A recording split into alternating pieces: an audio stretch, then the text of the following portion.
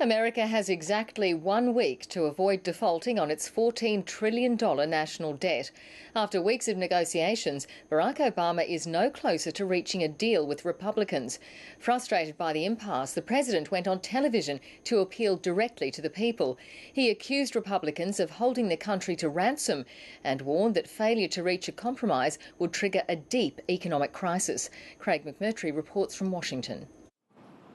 With the Republican House and Democrat Senate on a collision course, Barack Obama is warning of the danger of the first US default in history, calling it a reckless and irresponsible outcome.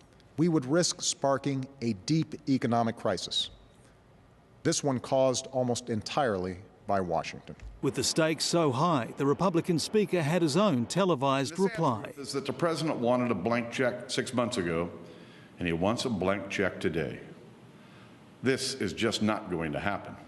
There are now dueling proposals. Republicans want $3 trillion in spending cuts and 2 debt ceiling votes. One now, the other during the 2012 presidential campaign. We believe it's a responsible, common sense plan that meets our obligations to the American people and preserves the full faith and credit of the United States government.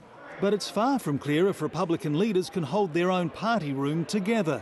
Democrats are blaming Conservative Tea Party-backed hardliners for refusing to compromise. We should not let these extremists dictate the outcome of this debate. The Democrat alternative is a $2.7 trillion deficit reduction proposal on one vote, lifting the legal limit on borrowing beyond the next election. But it includes savings from winding down wars and no cuts to expensive entitlement programs. The plan is full of gimmicks.